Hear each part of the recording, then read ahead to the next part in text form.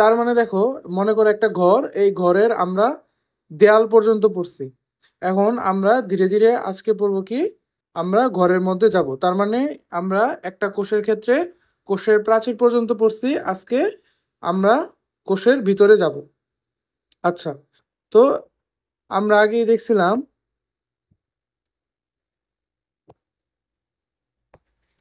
যে আমাদের আসলে একটা আদর্শ উদ্ভিদের কিন্তু 5টা অংশ থাকে। কি থাকে? একটা আদর্শ উদ্ভিদের 5টা অংশ থাকে। প্রথম থাকে কোষ প্রাচীর, যেটা আমরা আগের লেকচারে ভালো করে পড়ছিলাম, কোষ প্রাচীর। আচ্ছা, তো কোষ প্রাচীরের ভিতরে আর কি কি ছিল, আর যাই থাকবে সবকিছুকেই কিন্তু কি বলা হয়?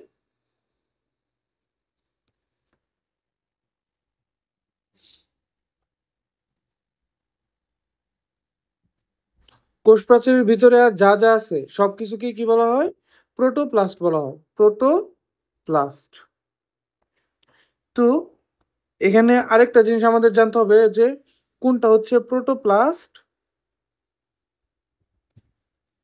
আর কোনটা হচ্ছে প্রোটোপ্লাজম। তো দেখো, প্রোটোপ্লাস্ট মানে এটার মধ্যে সজীব অংশও থাকবে প্লাস নির্জীব অংশও থাকবে। তার মানে এই যে একটা কোষ, এই যে কোষের সবচেয়ে বাইরে থাকে কোষ প্রাচীর, এবং এই কোষ প্রাচীরের ভিতরে মানে যা যা থাকে কোষ প্রাচীরের ভিতরে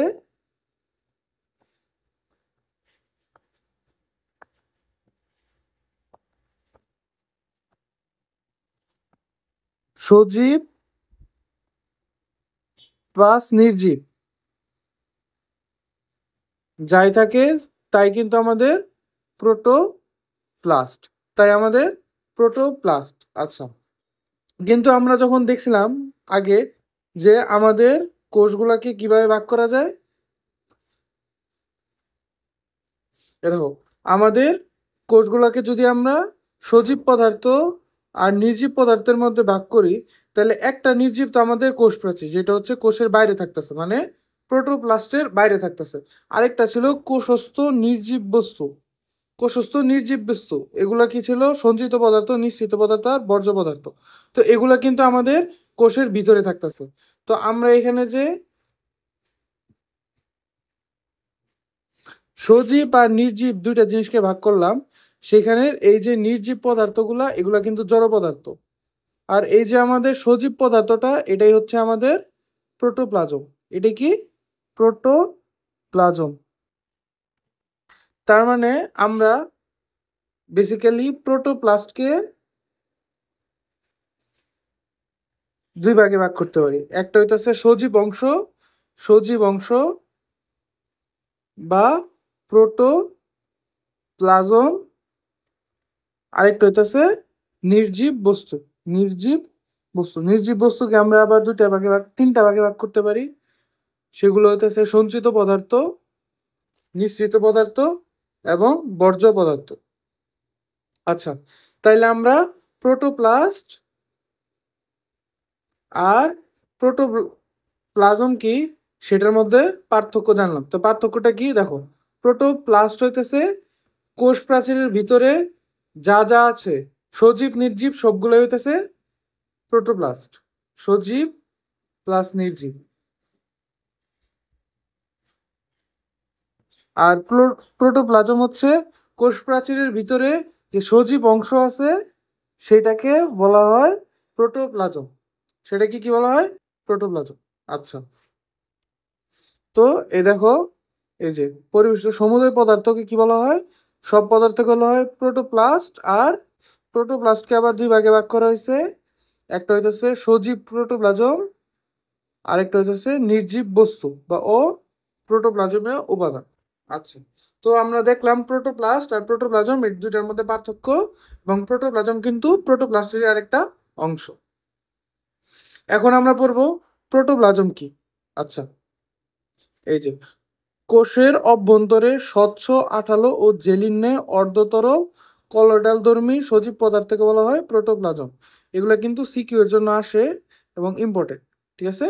সিকিউ এর জন্য এই সংজ্ঞাটা আমরা মুখস্থ করবো। তাহলে কি হলো, কোষের অভ্যন্তরে স্বচ্ছ, আঠালো এবং জেলির ন্যায় অর্ধতরল, এইটুক তো আমরা বুঝছি। আরেকটা হচ্ছে কলয়েডাল ধর্মী। কারণ কলয়েডাল ধর্মী কি? কলয়েডাল ধর্মী মানে এখানে এমন পদার্থ আছে,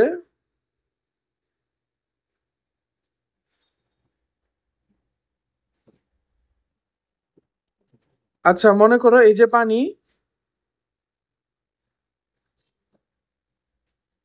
ধরো পানি, এই পানিতে এমন কিছু পদার্থ আছে যা এত ছোট না যে একদম এটা পানির মধ্যে আয়নিক ভাবে হয়ে যায়, আয়নিক ফর্মে চলে যায়। যদি আয়নিক ফর্মে চলে যেত তাহলে কিন্তু এগুলাকে আমরা ক্রিস্টাল বলতাম, এগুলাকে আমরা ক্রিস্টাল। কিন্তু এগুলা এত ছোট না যে আয়নিক ফর্মে চলে যায়, আবার এত বড়ও না যে সাসপেনশন হয়। সাসপেনশন হওয়া মানে কি, এটা যদি আমরা রাখা দিই এখানে নিচে, একদম সবগুলা কই এসে পড়বে, নিচে এসে পড়বে, একদম তলানি জমে যাবে। তো তলানিও জমে না। তো এটার মাঝামাঝি একটা সাইজের মধ্যে যখন থাকে তখন আমরা সেটাকে বলবো কলয়েডাল।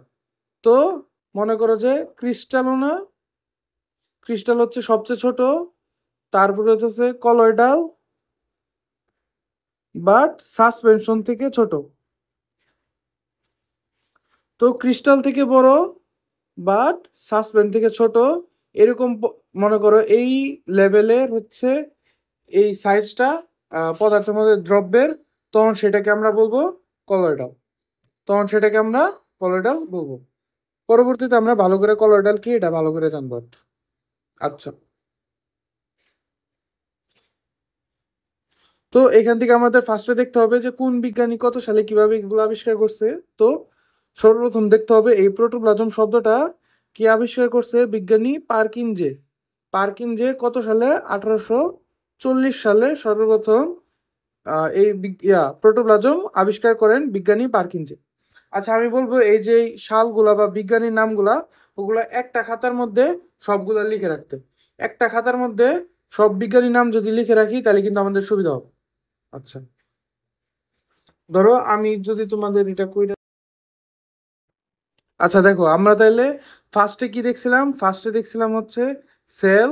সেলের মধ্যে আমরা দুজনকে দেখছিলাম, একটা হচ্ছে রবার্ট হুক,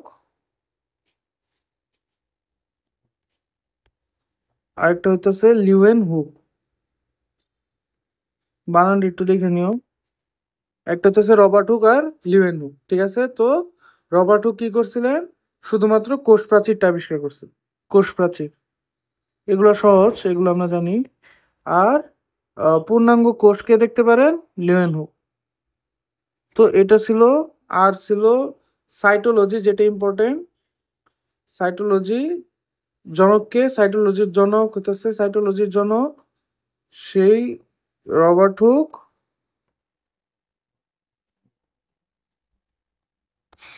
রবার্ট হুক আর মডার্ন সাইটোলজির জনক কার্ল সোয়ানসন। Curl Swanson. তারপর এখন আমরা দেখলাম প্রোটোপ্লাস্ট, প্রোটোপ্লাজম। প্রোটোপ্লাজমের নামকরণ করেন কে? নামকরণ হচ্ছে বিজ্ঞানী পারকিনজে। পারকিনজে আহ,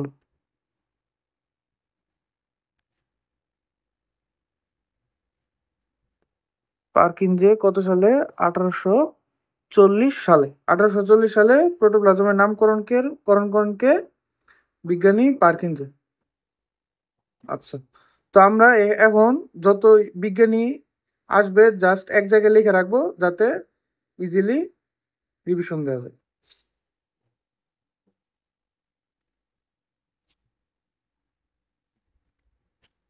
পারকিনজে 1840 সালে প্রোটোপ্লাজম নামকরণ করেন, সর্বপ্রথম ব্যবহার করেন।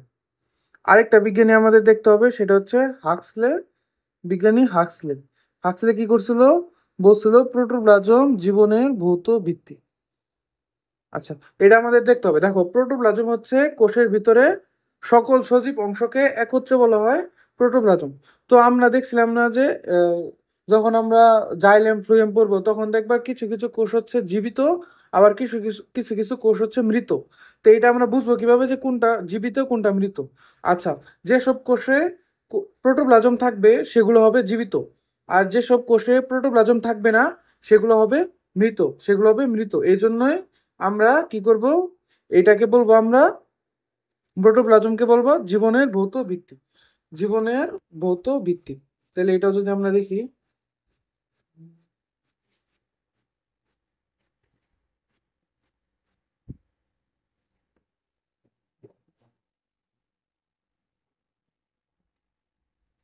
তো প্রোটোপ্লাজমের পর এখানে লিখবো যে জীবনের ভৌত ভিত্তিকে কে বলছিলেন?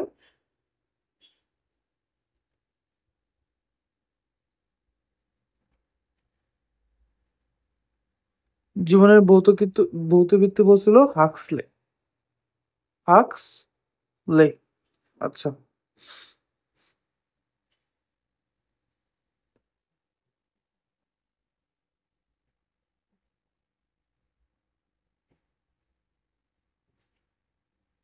আচ্ছা, বিজ্ঞানী হাক্সলে। আচ্ছা, এই জন্যই এটাকে কি বলা হয়, প্রোটোপ্লাজমকে বলা হয় জীবনের ভৌত ভিত্তি। আচ্ছা, এটা ইম্পর্টেন্ট।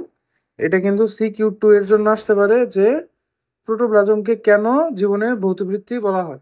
এটা তোমরা আপনারা কি করবেন, ভালো করে শিখে নেবেন, ভালো করে বানিয়ে নেবেন যাতে HSC তে আসলে দিতে পারে। আচ্ছা, তারপর আমরা দেখব, আচ্ছা প্রোটোপ্লাজম কেমন জিনিস? অর্ধ তরল, জেলির মতো, মানে কি পানি কিন্তু কনডেন্সড বেশি, এই জন্যই এখানে কত পার্সেন্ট পানি আছে? 70 থেকে 90% পানি আছে। আচ্ছা, এখন দেখবো আমরা প্রোটোপ্লাজমের ভৌত ভিত্তি। এই তো যা যা দেখছিলাম এগুলা কেমন, বর্ণহীন, জেলির মতো। আচ্ছা দেখো, এখানে কিন্তু অর্ধ স্বচ্ছ আছে, আর আগে কিন্তু আমরা স্বচ্ছ পড়ছিলাম, তো এখানে একটু ঝামেলা আছে, তবে মনে হয় না এত এত ডিপে আসে, ঠিক আছে। আচ্ছা, এটা একটু দেখো আর কি, এখানে অর্ধ স্বচ্ছ আছে, আবার এখানে যখন ছিল তখন কিন্তু স্বচ্ছ পড়ছিলাম, এই একটু খেয়াল করো। আচ্ছা, তারপর কি এগুলো আমরা পড়ছি যে কোনগুলো, এটা কলয়েডাল ধর্মী।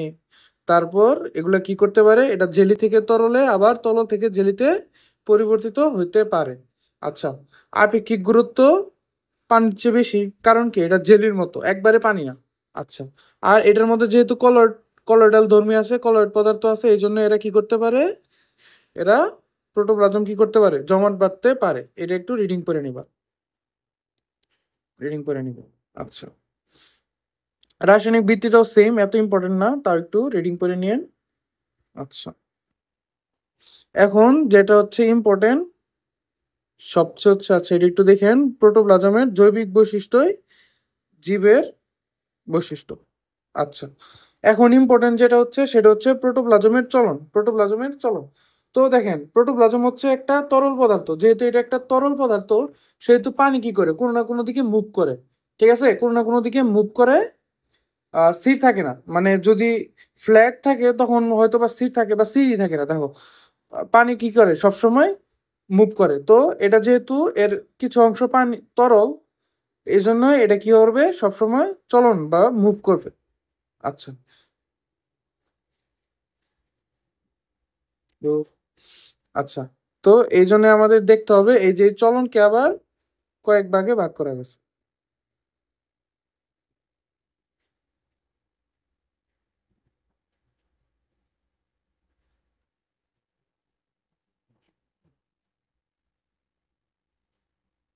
আচ্ছা, এই চলনকে আমরা দুই ভাগে ভাগ করি। আমরা তো জানি যে একটা কোষে, উদ্ভিদ কোষে অবশ্যই কি থাকবে, কোষ গহ্বর থাকবে, কোষ গহ্বর থাকবে, ঠিক আছে। তো ধরো এই কোষের কোষ গহ্বর হচ্ছে একটা, আর এই কোষের কোষ গহ্বর হইতেছে দুইটা। তো এরকম যেগুলো, যে সব কোষে কোষ গহ্বর একটা, ধরো এখানে যে তরল পদার্থগুলো আছে, তরল পদার্থগুলো আছে সেগুলা মনে করো এইভাবে ঘুরতেছে, এইভাবে ঘুরতেছে। আর যেগুলোর মধ্যে কোষ গহ্বর দুইটা আছে সেগুলাই এইভাবেও ঘুরতেছে, আবার এইভাবেও ঘুরতেছে। তার মানে কি, এই যে কোষ গহ্বরকে কেন্দ্র করে এখানে কিন্তু পানির ক্লকওয়াইজ বা এন্টি ক্লকওয়াইজ দুইটাই দেখা যাইতেছে, দুই ধরনের ঘূর্ণন দেখা যাচ্ছে, দুই ধরনের। কিন্তু এখানে কিন্তু জাস্ট এক ধরনের ঘূর্ণন দেখা যাচ্ছে, এক ধরনের ঘূর্ণন।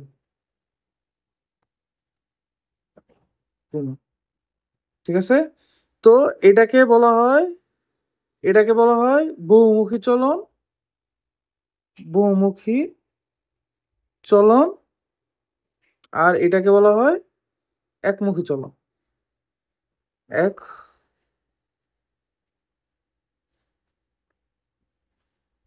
একমুখী চলন। আচ্ছা,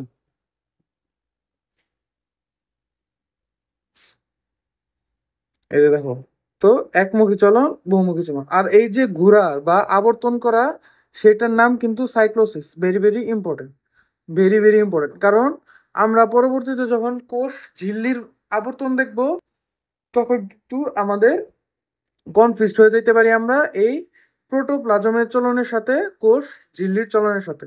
তো মনে রাখবা, প্রোটোপ্লাজমের চলনকে কি বলা হইতেছে? Cyclosis, cyclosis. আচ্ছা, এটা তো দুই প্রকার আমরা দেখছি, দুই ধরনের।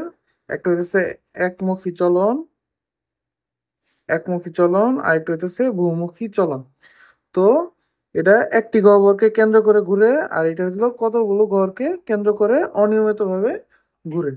ঠিক আছে, এগুলার ইম্পর্টেন্ট, এক্সাম্পলগুলো ইম্পর্টেন্ট। যেমন পাতা ঝাঁঝি, পাতা ঝাঁঝির হচ্ছে একমুখী চলন, পাতা ঝাঁঝির প্রোটোপ্লাজমের চলন কেমন? একমুখী চলন, এগুলো ইম্পর্টেন্ট। আর বহুমুখী, বহুমুখীর ক্ষেত্রে ট্রেডস ক্যান্টিয়া, ট্রেডস ক্যান্টিয়া। ঠিক আছে, তো আমি কিভাবে মনে রাখতাম? দেখো, ট্রেড, ট্রেড মানে কি? বাণিজ্য। বাণিজ্য কি? আমাদের বাণিজ্য করতে হলে আমরা বহুমুখী ভাবনা করতে হয়। ঠিক আছে, এইভাবে আমি মনে রাখতাম যে আমি ট্রেড করব, এই জন্য আমার ভাবনা কেমন হবে? বহুমুখী হবে। এই জন্যই ট্রেড স্ক্যান্টিয়াকে কেমন চলন? প্রোটোপ্লাজমের বহুমুখী চলন। আর পাতা ঝাঁঝি, মনে করো এক পাতা, এই জন্যই এটা কেমন? একমুখী। এই জন্যই এটা হতেছে পাতা ঝাঁঝির প্রোটোপ্লাজমের চলন হচ্ছে একমুখী চলন। তোমরাও এভাবে মনে রাখতে পারো। আচ্ছা, আচ্ছা, এখন আমরা আগে দেখছিলাম প্রোটোপ্লাজমের মধ্যে কিন্তু আসলে তিনটা জিনিস থাকে। কি কি? প্লাজমা মেমব্রেন বা কোষ ঝিল্লি, সাইটোপ্লাজম আর নিউক্লিয়াস। এগুলাই কি প্রোটোপ্লাজমের প্রধান অংশ।